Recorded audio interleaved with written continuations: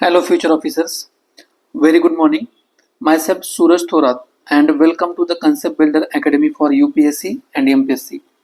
आजचा ना खूप महत्त्वाचा आणि इंटरेस्टिंग टॉपिक आहे आपल्या GS2च्या पर्स्पेक्टिव्हनं.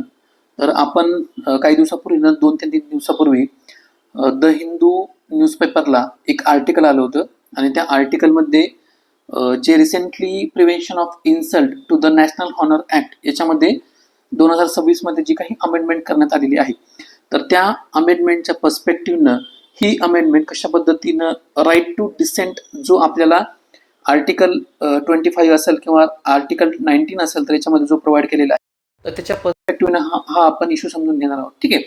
आता हा इश्यू समजून घेण्यासाठी ना याच्यामध्ये आपल्याला आर्टिकल 19 त्यानंतर आर्टिकल 25 सिमिलरली बिजॉय इमॅन्युअल केस असेल किंवा राईट टू डिसेंट वगैरे असेल तर हे बेसिक कन्सेप्ट सुद्धा समजून घेणं गरजेचं आहे. मग चला तर डायरेक्टली आपल्या लेक्चरला स्टार्ट करूया.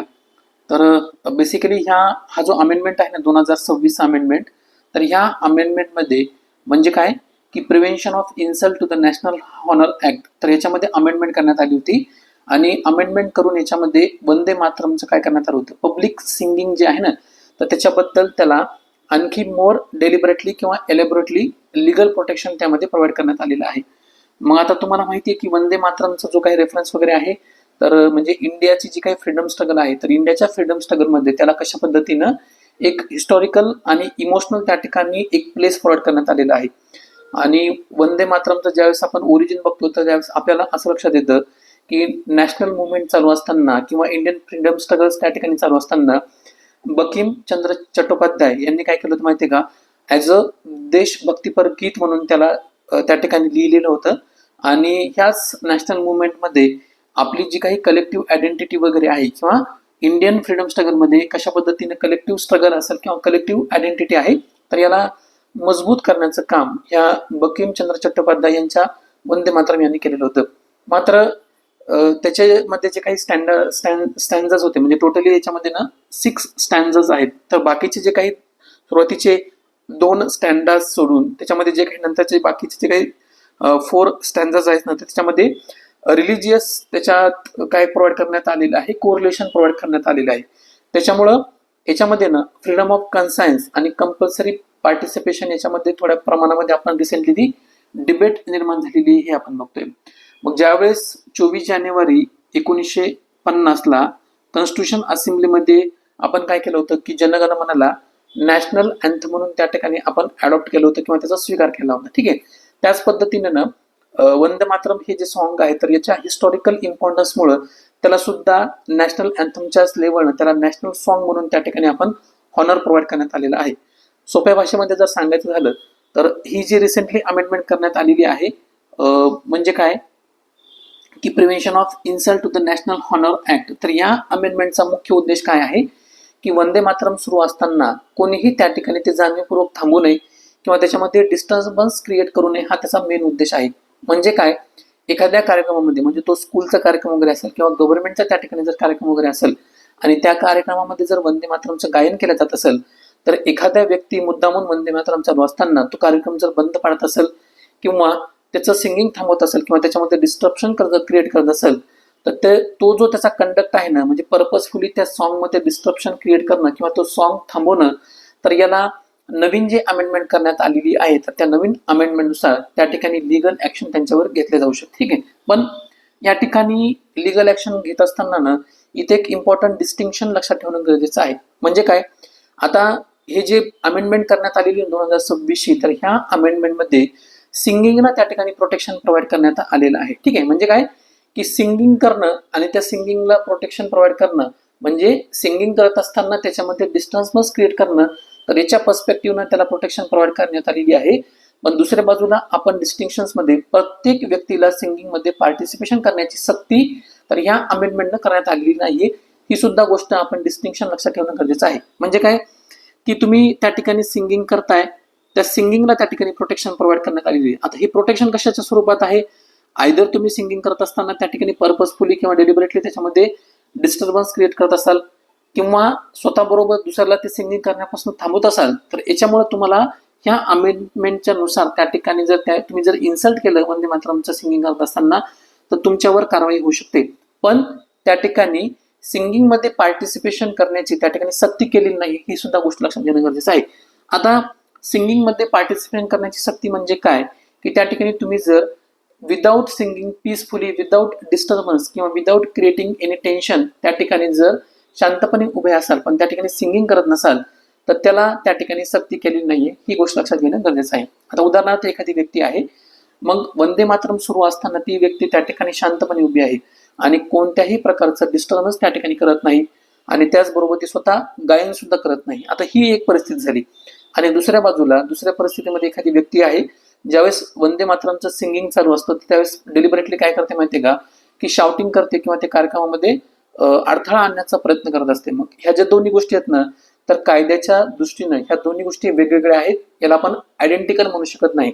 एका साईडला काय की पर्पजफुली किंवा डेलिबरेटली सिंगिंग मध्ये डिस्टर्बन्स करणं आणि दुसऱ्या साईडला काय की शांतपणे उभं राहणं. आता हे जे आहे ना शांतपणे उभं राहणं पण विदाउट क्रिएटिंग इन डिस्टर्बन्स, शांतपणे उभं राहणं किंवा ते सिंगिंग न करणं, हेच जे आहे ना तर बिजॉय इमॅन्युअल केस आहे ना तर त्याच्यामध्ये हे डिस्टिंक्शन आपल्याला बघायला मिळतं. आपण ते नेक्स्ट स्लाइड मध्ये बघूयात की कशा पद्धतीने ते म्हणजे सुप्रीम कोर्टनं हा जजमेंट त्या ठिकाणी प्रोव्हाइड केला होता. ठीक आहे. मग तसंच अमेंडमेंट मध्ये ना वंदे मातरमचे जे सगळे 6 स्टँडर्स आहेत ना तर ते प्रत्येक कार्यक्रमामध्ये गायले पाहिजे अशा पद्धतीचं सुद्धा त्या ठिकाणी कंपल्सरी रेस्ट्रिक्शन प्रोव्हाइड करण्यात आलेले नाहीये, ही सुद्धा गोष्ट लक्षात घेणं गरजेचं आहे. म्हणून ज्यावेळेस तुम्ही एक्झामिनेशन मध्ये किंवा मेन बॉडी पार्ट मध्ये हा मुद्दा त्या ठिकाणी लिहिताना तर ह्या ठिकाणी पार्टिसिपेशन न करणं आणि परफॉर्मन्स डिस्टर्ब करणं, तर ह्या दोन गोष्टी त्या ठिकाणी डिस्टिंक्शन करणं म्हणजे लिगली कशा पद्धतीने ह्या दोन गोष्टी वेगळ्या आहेत तर हे सुद्धा शो करणं गरजेचं आहे. ठीक आहे. त्यानंतर नेक्स्ट आपला पॉईंट येतो वंदे मातरम, त्याचं बेसिकली जे काही लिगल किंवा कॉन्स्टिट्युशनल स्टेटस आहे आता आपण काय करूयात की ते बघूयात. ठीक आहे. आता इथं ना एक कॉमन कन्फ्युजन आपल्याला टाळण्याची गरज आहे, ती म्हणजे काय की आपल्याकडं वंदे मातरम हे ना तर हे नॅशनल सॉन्ग म्हणून त्या ठिकाणी त्याला दर्जा प्रोव्हाइड करण्यात आलेला आहे. आणि इंडियन फ्रीडम स्ट्रगल मध्ये जसं मी तुम्हाला सांगितलं होतं की याचं जे काही इमोशनली असेल किंवा कलेक्टिव्ह आयडेंटिटी प्रोव्हाइड करण्याचं काम हे वंदे मातरम यांनी केलेलं आहे. पण त्याचा ज्यावेळेस आपण कॉन्स्टिट्युशनल स्टेटसचा विचार करतो ना तर कॉन्स्टिट्यूशन मध्ये स्पेसिफिकली वंदे मातरमच्या रिलेटेड असं स्पेसिफिक आर्टिकल त्या ठिकाणी प्रोव्हाइड करण्यात आलेलं नाहीये किंवा एखाद्या आर्टिकलच्या रिलेटेड त्याला दर्जा त्या ठिकाणी प्रोव्हाइड करण्यात आलेला नाहीये. तर ही सुद्धा गोष्ट आपण लक्षात घेणं गरजेचं आहे. ज्यावेळेस 24 जानेवारी 1950 ला कॉन्स्टिट्युशनल असेंब्लीमध्ये डॉक्टर राजेंद्र प्रसाद यांनी जनगणमन याला नॅशनल अँथम म्हणून त्या ठिकाणी स्वीकारण्यात आलं. आता इथे एक आपल्याला नॅशनल अँथम आणि दुसऱ्या साईडला नॅशनल सॉन्ग याच्यामध्ये डिस्टिंक्शन करणं गरजेचं आहे. आता तुम्हाला माहिती आहे की जनगणमनला या ठिकाणी 24 जानेवारी 1950 ला त्या ठिकाणी रिकॉग्निशन प्रोव्हाइड करण्यात आलं होतं आणि नॅशनल अँथम म्हणून आपण ते स्वीकारलेलं होतं. मग हे जे नॅशनल अँथम आहे हे रवींद्रनाथ टागोर यांनी म्हटलेलं आहे आणि त्यानंतर हे नॅशनल सॉन्ग जे आहे तर नॅशनल सॉन्गचा दर्जा हे बंकिमचंद्र चट्टोपाध्याय यांनी लिहिलेलं वंदे मातरम यांना प्रोव्हाइड करण्यात आलेलं आहे. ठीक आहे. मग आता हे करत असताना जसं मी तुम्हाला सांगितलं ना की जनगणमन याला आपण काय केलेलं आहे की नॅशनल अँथम म्हणून स्वीकारलेलं आहे आणि ही कॉन्स्टिट्यूशन असेंब्लीमध्ये 24 जानेवारी 1950 ला आपण त्याचं अडॉप्शन केलेलं आहे. आणि वंदे मातरमला सुद्धाच त्याच्या हिस्टॉरिकल सिग्निफिकन्समुळे किंवा इंडियन फ्रीडम स्ट्रगलमध्ये कलेक्टिव्ह आयडेंटिटी असेल किंवा कलेक्टिव्ह रोल वगैरे असेल तर त्याच्यामुळे सिमिलर हॉनर त्या ठिकाणी प्रोव्हाइड करण्यात आलेलं आहे. ही सुद्धा गोष्ट लक्षात घेणं किंवा स्पष्टपणे त्या ठिकाणी म्हणजे लिहिणं हे सुद्धा गरजेचं आहे मेन्स एक्झामिनेशन मध्ये. मग याचा अर्थ वंदे मातरमचं नॅशनल इम्पॉर्टन्स कमी होतंय का, तर त्याचा बिलकुल तसा अर्थ नाहीये की म्हणजे जरी त्या ठिकाणी त्याला नॅशनल अँथम म्हणून जरी रिकॉग्निशन प्रोव्हाइड करण्यात आलेलं नसेल पण त्याच्यामध्ये जसं मी तुम्हाला सांगितलं सुरुवातीचे जे काही 2 स्टँजाज आहेत तर ते 2 स्टँजाज सोडून नंतरचे जे काही 4 स्टँजाज आहेत ना तर त्याच्यामध्ये रिलिजियस त्या ठिकाणी म्हणजे अडथळा निर्माण करत होते किंवा रिलिजियस गोष्टी त्या जास्त प्रमाणात होत्या त्याच्यामुळं कॉन्स्टिट्यूशन असेंब्लीमध्ये त्याला नॅशनल अँथमचा नसून नॅशनल त्या ठिकाणी सॉन्गचा दर्जा प्रोव्हाइड करण्यात आलेला आहे. ठीक आहे. मग उलट त्या ठिकाणी जर आपण बघितलं ना तर इंडियाची जी काही फ्रीडम मुवमेंट आहे तर त्या फ्रीडम मुवमेंटला मोठे हिस्टॉरिकल लिगसी आहे. पण एक्झामिनेशन मध्ये लिहित असताना आपल्याला त्याचं पॉलिटिकल इम्पॉर्टन्स असेल, हिस्टॉरिकल सिग्निफिकन्स वगैरे असेल किंवा लिगली एन्फोर्सेबल असेल तर ऑब्लिगेशन याच्यामध्ये ना डिस्टिंक्शन करणं किंवा ते एक्सप्लिसिटली मेन्शन करणं हे गरजेचं आहे. मग याच कंटेक्स्टमध्ये 1937 मध्ये जे काही डिसिजन होतं हे सुद्धा आपल्याला त्या पर्स्पेक्टिव्हने बघणं महत्वाचं आहे. वंदे मातरमचं जर मेनली आपण बघितलं, जसं मी तुम्हाला आधी पण सांगितलं होतं की सुरुवातीचे जे काही 2 स्टँडर्स आहेत तर त्यांना ऑफिशियल पब्लिक यूज मध्ये प्रेफरन्स करण्यात आलेला होता आणि बाकीचे जे काही उरलेले 4 स्टँडर्स आहेत ना तर त्याच्या रिलिजियस इन्क्लिनेशनमुळे त्याला ऑफिशियल पब्लिक यूज मध्ये त्या ठिकाणी अवॉइड करण्यात आलं होतं. आता एक साधं एक्झाम्पल त्या ठिकाणी लक्षात घ्या की एखादा नॅशनल सिम्बॉल त्या ठिकाणी आहे आणि आपण त्याचा आदर करतोय किंवा त्याला आदर रिस्पेक्ट करतोय, ही एक गोष्ट वेगळी आहे.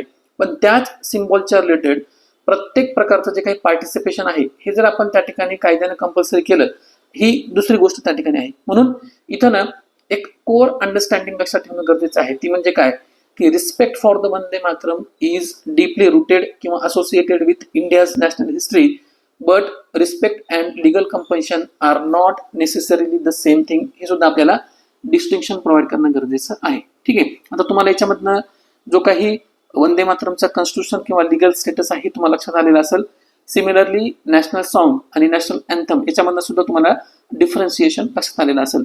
त्याच्यानंतर आपला नेक्स्ट इम्पॉर्टंट पॉईंट आहे तो म्हणजे काय की फ्रीडम ऑफ कन्सायन्स, पॅट्रिओटिझमची कॉन्स्टिट्यूशनल लिमिट याच्यामध्ये कशा पद्धतीने एक्सप्लेन केलेली आहे हे आता बघूयात. आता या स्लाइडमध्ये आपल्याला काय बघायचं माहितीये का, हा मेन जो इश्यू आहे ना तर कॉन्स्टिट्यूशनचा जो काही कोर आहे तर त्या कॉन्स्टिट्यूशनच्या कोर असताना त्या ठिकाणी फ्रीडम ऑफ कन्सायन्सला कशा पद्धतीने इम्पॅक्ट करतो तर हे आपल्याला समजून घेणं गरजेचं आहे. आता सुरुवातीला फ्रीडम ऑफ कन्सायन्स म्हणजे काय हे आपण समजून घेऊयात. आता अगदी सोप्या भाषेमध्ये किंवा सिंपल वर्ड्समध्ये जर सांगायचं झालं तर एखादी व्यक्ती आहे तर स्वतःच्या जेन्युइन बिलीफ्स असतील, स्वतःचे फेथ्स वगैरे असतील किंवा स्वतःचं कन्सायन्स वगैरे असेल तर ह्या स्वतःच्या फेथनुसार, बिलीफनुसार किंवा कन्सायन्सनुसार त्या ठिकाणी एखादी गोष्ट मान्य करण्याचं किंवा काही गोष्टीमध्ये त्या ठिकाणी पार्टिसिपेशन न करण्याचं कॉन्स्टिट्यूशनल स्पेस त्या ठिकाणी ज्या व्यक्तीला अवेलेबल असतो ना त्यालाच काय म्हणतात माहितीये का, फ्रीडम ऑफ कन्सायन्स असं म्हणतात. म्हणजे ठीक आहे, एखाद्या व्यक्तीचं समजा ते काही बिलीफ असेल, फेथ असेल किंवा कन्सायन्स वगैरे असेल तर त्या कन्सायन्सनुसार काही गोष्टीला त्या ठिकाणी पार्टिसिपेशन करण्याचं किंवा त्या गोष्टीला ब्लाइंडली ऑब्लिगेशन करण्याचं किंवा मान्य करण्याचं ज्या ठिकाणी कॉन्स्टिट्यूशन मध्ये फ्रीडम प्रोव्हाइड करण्यात आलेलं असतं किंवा त्या कॉन्स्टिट्यूशन मध्ये स्पेस प्रोव्हाइड करण्यात आलेला असतो. म्हणजे ती गोष्ट मान्य करायची का नाही, म्हणजे तुमच्या पर्सनल बिलीफला त्या ठिकाणी इम्पॅक्ट करते का, तुमच्या फेथला त्या ठिकाणी इम्पॅक्ट करते का, किंवा त्याच्यामुळे तुमच्या कन्सायन्सला ती गोष्ट मान्य आहे का नाही, ह्या गोष्टी ज्या ठिकाणी बघितल्या जातात ना आणि ह्या गोष्टी कॉन्स्टिट्यूशन मध्ये ज्यावेळेस सांगितल्या जातात तर त्याला काय म्हणतात, फ्रीडम ऑफ कन्सायन्स असं म्हणतात. आता ज्यावेळेस आपण आर्टिकल 25चा विचार करतो तर आर्टिकल 25 काय करत असतं, ह्या फ्रीडम ऑफ कन्सायन्सला त्या ठिकाणी प्रोटेक्शन प्रोव्हाइड करण्याचं काम करत असतं. मग सिमिलरली आर्टिकल 25 प्रमाणेच त्या ठिकाणी article 19 sub clause 1 sub clause A हे सुद्धा काय करतं माहितीये का, फ्रीडम ऑफ एक्सप्रेशन प्रोटेक्ट करण्याचं काम करतं. आता जसं आर्टिकल 25 फ्रीडम ऑफ कन्सायन्स प्रोटेक्ट करण्याचं काम करतं तर त्याच पद्धतीनं आर्टिकल 19(1) सब क्लॉज ए हे काय करतं माहितीये का, फ्रीडम ऑफ एक्सप्रेशन प्रोटेक्ट करण्याचं काम करत असतं. ठीक आहे, म्हणजे एक्झामिनेशन मध्ये ज्यावेळेस तुम्ही आन्सर लिहिताना तर स्पेसिफिकली त्या ठिकाणी हे डिस्टिंक्शन सुद्धा प्रोव्हाइड करणं गरजेचं आहे की फ्रीडम ऑफ कन्सायन्स कशामधनं प्रोटेक्ट होतं आणि फ्रीडम ऑफ एक्सप्रेशन हे कोणत्या आर्टिकलशी रिलेटेड आहे हे सुद्धा सांगणं गरजेचं आहे. आता एक्सप्रेशन ज्यावेळेस आपण बोलतो ना तर त्यावेळेस एक्सप्रेशनचा अर्थ फक्त त्या ठिकाणी बोलणं किंवा काहीतरी व्यक्त करणं एवढाच त्या ठिकाणी राहत नाही.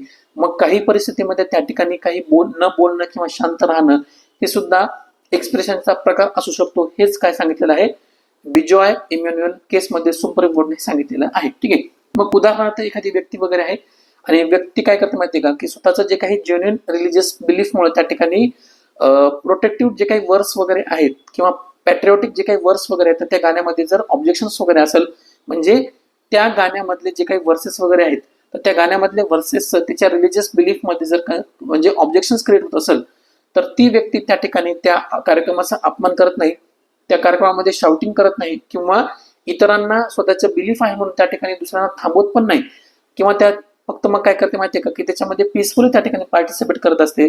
तर अशा परिस्थितीमध्ये फक्त त्या ठिकाणी क्वेश्चन पॅट्रिओटिझमचा राहत नाही तर तो इंडिव्हिज्युअल कन्सायन्स आणि फंडामेंटल राईटचा सुद्धा क्वेश्चन क्रिएट होतो. ही सुद्धा गोष्ट आपल्याला लक्षात घेणं किंवा हे डिस्टिंक्शन क्लिअरली मेन्शन करणं हे एक्झामिनेशनच्या पर्स्पेक्टिव्ह इम्पॉर्टंट आहे. मग याचाच अर्थ काय होतं माहितीये का की फंडामेंटल ड्युटीज महत्वाच्या नाहीत असा त्याचा अर्थ होत नाही की नॅशनल सिम्बॉलचा रिस्पेक्ट त्या ठिकाणी प्रोव्हाइड करणं हे सुद्धा इम्पॉर्टंट आहे. पण कॉन्स्टिट्युशनल डेमोक्रेसीमध्ये नॅशनल सिम्बॉलचा रिस्पेक्ट प्रोव्हाइड करत असताना त्या ठिकाणी ड्युटी आणि दुसऱ्या साईडला लिबर्टी याच्यामध्ये सुद्धा आपल्याला बॅलन्स ठेवता आला पाहिजे किंवा तो क्रिएट करता आला पाहिजे. तर हे सुद्धा बघणं महत्वाचं आहे. म्हणून या ठिकाणी आपल्याला एक्झामिनेशन मध्ये लिहिताना कोणत्याही साईडची एखादी एक्स्ट्रीम पोझिशन त्या ठिकाणी घ्यायची नाहीये. तर आपल्याला काय करायचं आहे किंवा कशा पद्धतीने डायमेन्शन्स त्या ठिकाणी मांडायचं आहे. नॅशनल सिम्बॉलला त्या ठिकाणी महत्व आहे असं त्या ठिकाणी आपल्याला, किंवा नॅशनल सिम्बॉल्सलाच फक्त त्या ठिकाणी महत्व प्राप्त केलेलं आहे, किंवा नॅशनल सिम्बॉलला काहीच महत्व नाहीये अशा पद्धतीची एक्स्ट्रीम पोझिशन त्या ठिकाणी घ्यायची नाहीये ना. आपल्याला पॅट्रिऑटिझमच्या नावाखाली प्रत्येक जे काही एक्सप्रेशन आहे तर ते एक्सप्रेशन आपल्याला फोर्सफुली त्या ठिकाणी दुसऱ्याकडनं म्हणजे कन्वे करून घ्यायचे असं सुद्धा त्या ठिकाणी आपल्याला अशा पद्धतीच्या एक्स्ट्रीम पोझिशन त्या ठिकाणी घ्यायच्या नाहीत. म्हणून आपल्याला काय करायचं माहितीये का की कॉन्स्टिट्युशनल पॅट्रिऑटिझम मध्ये ना नेशनचा त्या ठिकाणी रिस्पेक्ट सुद्धा प्रोव्हाइड करणं गरजेचं आहे. हे आपल्याला एका साईडला लक्षात घेणं गरजेचं आहे. आणि दुसऱ्या साईडला सिटिझनचा जो काही कन्सायन्स वगैरे आहे तर त्याचा सुद्धा रिस्पेक्ट ठेवणं आणि याच्यामध्ये बॅलन्स क्रिएट करणं ह्या सुद्धा दोन्ही गोष्टी महत्वाच्या आहेत. ही गोष्ट तुम्हाला एक्झामिनेशन मध्ये जोपर्यंत क्लिअरली मेन्शन करत नाहीत तोपर्यंत तुम्हाला अशा क्वेश्चन मध्ये एक्झामिनेशन मध्ये मार्क प्रोव्हाइड करत नाही. ठीक आहे. त्यानंतर नेक्स्ट आपला पॉइंट आहे Bijoe Emmanuel case, right to remain silent. आता जसं मी तुम्हाला सुरुवातीला सांगितलं होतं ना की एखाद्या कार्यक्रमामध्ये त्या ठिकाणी आपले जर रिलिजियस फ्रीडम ऑफ कन्सायन्स नुसार त्या ठिकाणी स्वतःचे जे काही बिलीफ्स असतील, फेथ असेल किंवा कन्सायन्स वगैरे असेल, हे जर त्या ठिकाणी इम्पॅक्ट करतं आणि त्याचं म्हणजे पालन करत असताना तुम्ही जर एखाद्या कार्यक्रमामध्ये त्या ठिकाणी डिस्टर्बन्स क्रिएट करत नसाल ना तर त्या ठिकाणी राईट टू रिमेन सायलेंट असणं सुद्धा काय आहे की one of the fundamental right किंवा आर्टिकल 25च्या आतमध्ये येतं.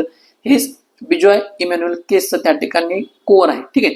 मग या केसमध्ये सुरुवातीला काय झालं होतं माहितीये का की एक ना ख्रिश्चन नाव म्हणजे कम्युनिटी आहे, त्या कम्युनिटीचं नाव काय माहितीये का की आयदर तुम्ही त्याला येहोवा प्रमाणस करा किंवा जेहोवा प्रमाणस जेहोवा किंवा येहोवा विटनेस कम्युनिटी म्हणून सुद्धा प्रमाणस करू शकता. ही जी कम्युनिटी आहे ना एक ख्रिश्चन रिलिजियस मुवमेंट किंवा कम्युनिटी म्हणून आपण त्याला असं म्हणू शकतो. आणि या कम्युनिटीमध्ये जे काही बायबलमध्ये इंटरप्रिटेशन प्रोव्हाइड करण्यात आलेले आहेत तर बायबलमधल्या इंटरप्रिटेशनला त्यांचं स्ट्रॉंग ऑब्लिगेशन असतं. ठीक आहे. मग याच्यामध्ये ना ह्या कम्युनिटीमधले काही स्टुडंट आहेत ना हे स्कूलमध्ये त्या ठिकाणी जात होते. मग स्कूल असेंब्लीमध्ये त्या ठिकाणी जनगणमन सुरू झालं की हे स्टुडंट काय करायचे माहितीये का की रिस्पेक्टफुली त्या ठिकाणी सायलेंटली उभं त्या ठिकाणी राहायचे. पण हे करत असताना ते ना जनगणमन हे डायरेक्टली त्या ठिकाणी सिंग करत नव्हते किंवा ते सॉन्ग त्या ठिकाणी म्हणत नव्हते. म्हणून अँथमचा या ठिकाणी आपल्याला काय दिसतं माहितीये का डिसरिस्पेक्ट होतोय असं त्या ठिकाणी दिसत नाहीये, किंवा त्यांनी म्हणजे काय केलं त्याला आपण काय म्हणूया डिस्टर्बन्स क्रिएट केला असेल किंवा नॅशनल अँथम बद्दल त्यांनी डिसरिस्पेक्ट शो केला असेल किंवा बाकीचे जे काही स्टुडंट त्या ठिकाणी पीस म्हणजे नॅशनल अँथम सॉन्ग सिंग करतायत तर त्यांना सुद्धा त्यांनी सिंग करण्यापासून थांबवलेलं असेल असं आपण त्या ठिकाणी म्हणू शकत नाही. मग इथं ना आपल्याला जे काही रिलिजियस बिलीफ आहे तर ह्या रिलिजियस बिलीफमुळं पर्टिक्युलरली ह्या कम्युनिटीमधले जे काही स्टुडंट वगैरे आहेत तर हे रिलिजियस बिलीफमध्ये त्यांचे जे काही कन्फ्लिक्च्युअल जे काही व्हॅल्यूज असतील तर त्याला कन्फ्लिक्ट करत होतं. म्हणून त्यांनी काय केलं म्हणजे हे गाणं त्या ठिकाणी म्हणले नाहीये किंवा नॅशनल अँथम त्या ठिकाणी म्हणले नाहीये, हे लक्षात घेणं गरजेचं आहे. त्यामुळं या गोष्टीमुळे काय झालं माहितीये का की ते पर्पजफुली गाणं म्हणत नाहीयेत, त्यामुळे त्यांना ना स्कूलमधनं त्या ठिकाणी एक्सपेल करण्यात आलं होतं. मग हा जो मॅटर आहे ना तर हे मॅटर जो काय होतो माहितीये का सुप्रीम कोर्टमध्ये जातो आणि सुप्रीम कोर्टनं फायनली काय केलेलं आहे की स्टुडंटच्या फेवरमध्ये त्या ठिकाणी डिसिजन दिलेलं आहे. ही गोष्ट महत्वाची आहे. मग हे सांगत असताना सुप्रीम कोर्टने इथं काय सांगितलं होतं माहितीये का की एक इसेन्शियलिटी प्रिन्सिपल त्या ठिकाणी एस्टॅब्लिश केलं होतं. म्हणजे एखादी व्यक्ती त्या ठिकाणी अशा पद्धतीचं नॅशनल अँथम असेल किंवा नॅशनल सॉन्ग असेल तर त्याचं जर पब्लिकली त्या ठिकाणी सिंगिंग होत असेल ना तर ती व्यक्ती त्या ठिकाणी रिस्पेक्टफुली उभी आहे, इतरांना त्या ठिकाणी पार्टिसिपेशन मध्ये डिस्टर्बन्स क्रिएट करत नाही किंवा अडथळा निर्माण करत नाही, आणि त्याचं जे काही ऑब्जेक्शन आहे ना तर हे जेन्युइन कन्सायन्सच्या बेसिसवर ज्यावेळेस आधारित असताना तर ती फक्त सिंगिंग मध्ये सहभागी होत नाही म्हणून तिच्या कॉन्स्टिट्युशनल फ्रीडमवर त्या ठिकाणी ऍक्शन घेता येत नाही असं सुप्रीम कोर्टनं त्या ठिकाणी सांगितलं होतं. मग इथं स्टुडंटना काय केलं नाही हे त्या ठिकाणी समजून घेणं खूप महत्वाचं आहे. त्यांनी काय केलं होतं माहितीये का की नॅशनल अँथमचा त्या ठिकाणी इन्सल्ट सुद्धा केलेला नाही किंवा ते बंद सुद्धा पाडलेलं नाहीये किंवा बाकीचे स्टुडंट त्या ठिकाणी सिंग करतायत म्हणून त्या ठिकाणी त्यांना अडथळा सुद्धा आणलेला नाहीये किंवा बाकीच्या स्टुडंटला त्यांनी हे तुम्ही नॅशनल अँथम तुम्ही सुद्धा गाऊ नका असं सुद्धा त्या ठिकाणी म्हणलेलं नाही. त्यांनी फक्त काय केलेलं आहे दे सिम्पली रिमेन सायलेंट, त्या ठिकाणी ते फक्त शांतपणे ते उभं राहिलेले आहेत. म्हणून बिजॉय इमॅन्युअल केस जी आहे ना तर ही आपल्याला काय शिकवतं माहितीये का की respectful silence can also be a constitutionally protected and can also be consider as fundamental right against freedom of conscience. ठीक आहे.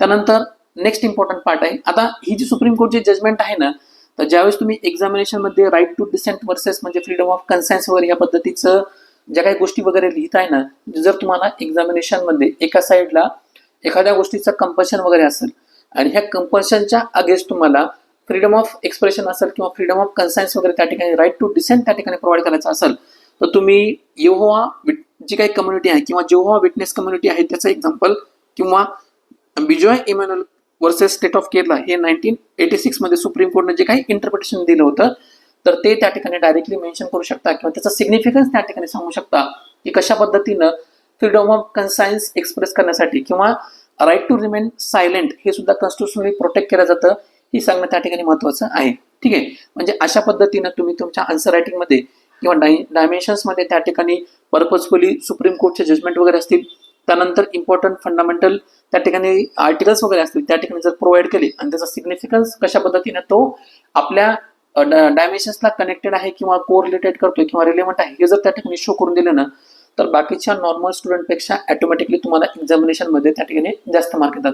फक्त आपल्याला सुप्रीम कोर्टच्या जजमेंटची त्या ठिकाणी लिस्ट प्रोव्हाइड करायची नाहीये किंवा आर्टिकलची सुद्धा त्या ठिकाणी लिस्ट प्रोव्हाइड करायची नाहीये, पण हे कशा पद्धतीनं तुमच्या टॉपिकला रिलेटेड आहेत, रिलेव्हंट आहेत, कोरिलेट करताय हे सुद्धा शो करून देणं त्या ठिकाणी तेवढंच इम्पॉर्टंट आहे. ठीक आहे, त्यानंतर आपला लास्ट पॉईंट आहे म्हणजे हा जो पॉईंट आहे ना, तर याच्यामध्ये आयदर आपण काय करू शकतो माहितीये का, की कन्क्लुजन मध्ये लिहिण्यासाठी जे काही डायमेन्शन्स वगैरे आहेत तर ते ह्या ठिकाणी आपण डिस्कस करूया. आता याच्यामध्ये काय सांगितलेलं आहे, राईट टू डिसेंट म्हणजे काय, पॅट्रिऑटिझम म्हणजे प्रत्येक गोष्टीमध्ये कंपल्शन करणं किंवा एखादी गोष्ट फोर्सफुली मेजॉरिटीनं इम्पोज करणं, याला आपण पॅट्रिऑटिझम म्हणू शकत नाही. ठीक आहे, म्हणजे एखादी कम्युनिटी असेल ती गोष्ट त्या ठिकाणी जर ती फॉलो करत असेल आणि तीच गोष्ट सगळ्यांनी म्हणजे बाकीच्या सुद्धा कम्युनिटी मधल्या अदर सोसायटी मधल्या कम्युनिटीने ती फॉलो करणं हे गरजेचं आहे, याला आपण म्हणजे ह्या कंपल्शनला आपण पॅट्रिऑटिझम म्हणू शकत नाही. ठीक आहे, म्हणजे एखाद्याला वंदे मातरम सिंग करणं किंवा ते पब्लिकली त्या ठिकाणी मोठ्यांना म्हणणं हे काय वाटू शकतं की पॅट्रिऑटिझमचं साईन वाटू शकतं, पण दुसऱ्याची जी काही पॅट्रिऑटिझमची जी कन्सेप्ट आहे ना ही त्या ठिकाणी वेगळी असू शकते. म्हणजे अल्टिमेटली आपल्याला एखादी कम्युनिटी त्या ठिकाणी सिंग करून जर त्याला रिस्पेक्ट प्रोव्हाइड करत असेल आणि एखादी व्यक्ती त्या ठिकाणी फक्त त्याला डिस्टर्बन्स क्रिएट न करता त्या ठिकाणी जर दुसऱ्या पद्धतीने रिस्पेक्ट प्रोव्हाइड करत असेल, तर ह्या दोन्ही सुद्धा इंटेन्शन त्या ठिकाणी लक्षात घेणं गरजेचं आहे. म्हणजे एखाद्या कम्युनिटीला वाटतं की दुसरी कम्युनिटी त्या ठिकाणी वंदे मातरम सिंग करत नाहीये किंवा नॅशनल अँथम म्हणत नाहीये किंवा नॅशनल सॉन्ग त्या ठिकाणी पब्लिकली जोरानं म्हणत नाहीये, याचा अर्थ दुसरी कम्युनिटी अँटी नॅशनल आहे असं आपण त्या ठिकाणी म्हणू शकत नाही. हेच या स्लाइडमध्ये सांगितलेलं आहे. ठीक आहे, मग पॅट्रिऑटिझम म्हणजे काय हे आपण सुरुवातीला समजून घेणं गरजेचं आहे.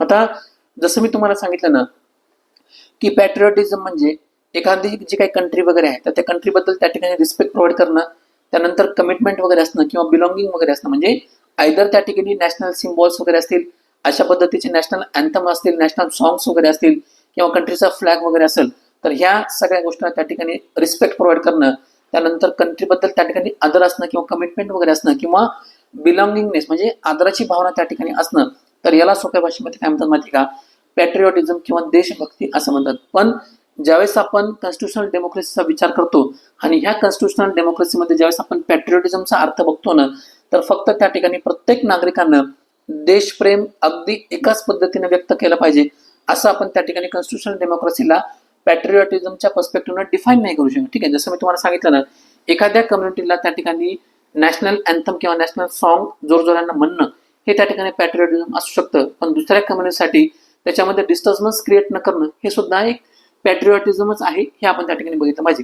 आता आपण ना परत एका सोप्या उदाहरणामधून त्या ठिकाणी समजून घेऊयात की दोन नागरिक जे आहेत ना हे देशाबद्दल त्या ठिकाणी तितकाच रिस्पेक्ट त्या ठिकाणी शो करू शकतात. मग एखादी व्यक्ती असेल ना तर नॅशनल सॉन्ग त्या ठिकाणी पूर्ण आवाजामध्ये गाते, पण दुसरी व्यक्ती असं न करता त्या ठिकाणी पूर्णपणे विदाऊट एनी डिस्टर्बन्स किंवा विदाऊट एनी क्रिएटिंग आपण त्याला काय म्हणूया डिसओबिडियन्स त्या ठिकाणी त्याला रिस्पेक्टफुली ती शांत उभे राहते. ठीक आहे, शांत उभं राहणं आणि रिस्पेक्ट प्रोव्हाइड करणं हे तेवढंच इम्पॉर्टंट आहे की जेवढं त्या ठिकाणी पूर्ण आवाजामध्ये त्या ठिकाणी गाणं. म्हणजे केवळ त्या ठिकाणी एक्सप्रेशन प्रत्येकाचं वेगळं आहे किंवा दोन त्या ठिकाणी स्टुडंटचं एक्सप्रेशन वेगळं आहे, म्हणून दुसरं जी काही व्यक्ती त्या ठिकाणी आहे म्हणजे जी काही फक्त रिस्पेक्ट प्रोव्हाइड करते किंवा मोठ्यानं ते गाणं म्हणत नाहीये, तर दुसऱ्या व्यक्तीची जे काही पॅट्रिऑटिझम जी आहे ना हे ऑटोमॅटिकली त्या ठिकाणी आपल्याला क्वेश्चन करता येत नाही, हे सुद्धा बघणं गरजेचं आहे. मग याच ठिकाणी राईट टू डिसेंट हे त्या ठिकाणी इम्पॉर्टंट आहे. आता डिसेंट म्हणजे काय माहितीये का, की प्रत्येक गोष्टीला त्या ठिकाणी विरोध करणं म्हणजे आपण याला डिसेंट म्हणत नाही. डिसेंट म्हणजे काय, स्टेट किंवा मेजॉरिटी पोझिशन पेक्षा त्या ठिकाणी वेगळा विचार किंवा डेमोक्रॅटिक स्पेस प्रोव्हाइड करणं यालाच काय म्हणतात, याला डिसेंट असं म्हणतात. त्याचप्रमाणे सायलेन्स जो असतो ना, तर सायलेन्स नेहमी त्या ठिकाणी म्हणजे सायलेन्स असणं म्हणजे नेहमी डिसरिस्पेक्ट शो करणं असं होत नाही, किंवा नॉन पार्टिसिपेशन ज्यावेळेस आपण करत असतो त्यावेळेस प्रत्येक वेळेस हॉस्टिलिटी क्रिएट नसती करत, किंवा कॉन्शियस ऑब्जेक्शन किंवा आपण त्या ठिकाणी प्रोव्हाइड करत असतो ना, तर ऑटोमॅटिकली ते कॉन्शियस ऑब्जेक्शन प्रत्येक वेळेस हे अँटीनॅशनल बिहेवियर आहे, म्हणून आपल्याला त्या ठिकाणी त्याचं म्हणजे त्या यादीमध्ये आपल्याला ते मांडायचं नाही, किंवा त्याला कॅटेगरायझेशन त्या ठिकाणी प्रोव्हाइड करायचं नाहीये. लक्षात घ्या, प्रत्येक सायलेन्स त्या ठिकाणी डिसरिस्पेक्ट नसतो, हे सुद्धा आपल्याला लक्षात घेणं गरजेचं आहे. प्रत्येक नॉन पार्टिसिपेशन जे असतं तर हे हॉस्टिलिटी क्रिएट करत नसतं, किंवा एखादं कॉन्शियस ऑब्जेक्शन्स वगैरे असतं तर हे ऑटोमॅटिकली अँटी नॅशनल बिहेवियर नसतं. तर अशा पद्धतीचं जे काही डिफरन्सिएशन आहे किंवा कॅटेगरायझेशन आहे तर हे आपल्याला करणं थांबवणं गरजेचं आहे. त्यामुळं 2026 मध्ये जे काही insult to the national honour act याच्यामध्ये अमेंडमेंट करण्यात आलेली आहे ना, तर याच्यामध्ये एका डिस्टिंक्शन मधनं पाहणं गरजेचं आहे.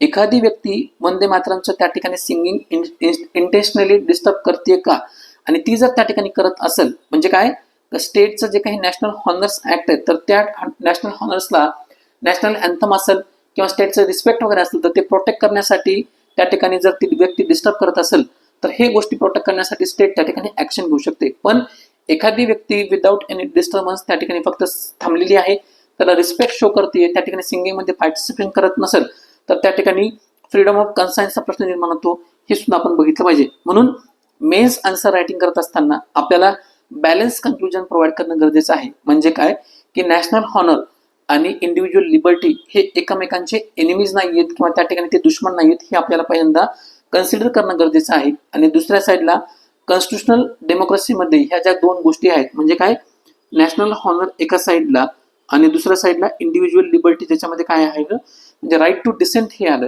तर हे दोन एकमेकांचे एनिमी नसून कॉन्स्टिट्युशनल डेमोक्रेसीमध्ये ह्या दोघांमध्ये हार्मोनी क्रिएट करणं गरजेचं आहे.